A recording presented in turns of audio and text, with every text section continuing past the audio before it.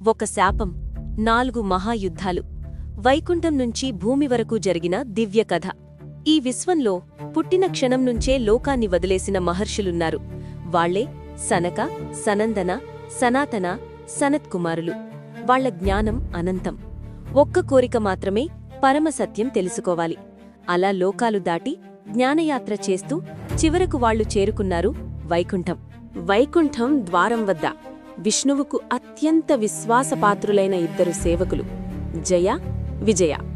సనకాది మహర్షులు లోపలికి వెళ్లాలని ప్రయత్నించారు. కాని వాళ్లను చూసి అడ్డుకున్నారు. మహర్షులు చెప్పారు, మేము మహర్షులం, విష్ణు దర్శనం కోసం వచ్చాం. కాని అప్పటికే ఆలస్యమైంది. అది సాధారణ సంఘటన కాదు. మహర్షుల హృదయంలో కలిగిన ఆ అవమానం క్రమంగా కోపంగా మారింది.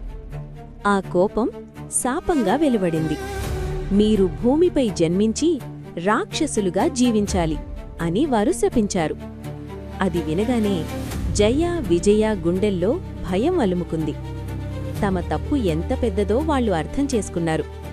అప్పుడే ఆ దివ్యలోకమంతా ఒక ప్రకాశంతో నిండిపోయింది. శ్రీ మహావిష్ణువు ప్రత్యక్షమయ్యాడు. మహర్షుల మాటను ఆయన తిరస్కరించలేడు, ఎందుకంటే అది ధర్మం.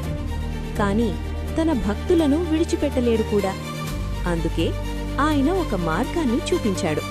శాంతంగా జయ, విజయ వైపు చూసి విష్ణువు ఇలా అన్నాడు, ఈ శాపం తప్పదు, కాని దాని వ్యవధి మీ చేతుల్లోనే ఉంది. మీరు కోరుకుంటే 7 జన్మలు నా భక్తులుగా భూమిపై జీవించవచ్చు, లేదా 3 జన్మలు, కాని నా శత్రువులుగా పుడతారు. ఆ క్షణం జయ, విజయకు అత్యంత కఠినమైన నిర్ణయం. విష్ణువునకి దూరంగా ఉండడం వాళ్లకు బాధాకరం. ఒకరినొకరు చూసుకున్నారు. ప్రభూ, మేము మీకు దూరంగా ఎక్కువ కాలం ఉండలేము. 3 జన్మలు సరిపోతాయి. మీ శత్రువులుగా అయినా పుడతాం, కాని త్వరగా మీ దగ్గరకు తిరిగి రావాలి. అది వాళ్ల పరమ భక్తి.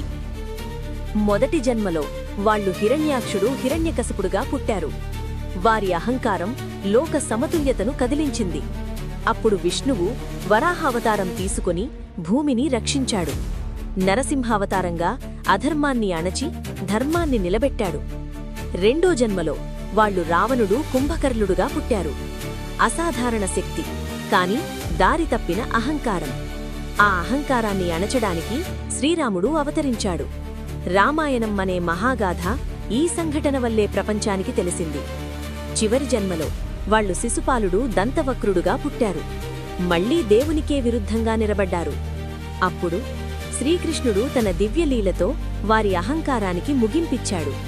మరియు జయావిజయులు మళ్లీ విష్ణువు దగ్గరకు చేరారు. చూడటానికి మనకి ఇది ఒక శాపంలా అనిపించినా నిజానికి ఇది దేవుడి దివ్య ప్రణాళిక. ఈ సంఘటన వల్లే మనం చూశాం వరాహవతారం, నరసింహవతారం, రామాయణం, కృష్ణలీలలు. మన జీవితంలో జరిగే ప్రతి కష్టం మనకు శాపంలా అనిపించవచ్చు, కాని దేవుడు రాసిన కథలో అది ఒక కీలకమైన మలుపు మాత్రమే. ఓం నమో భగవతే వాసుదేవాయ.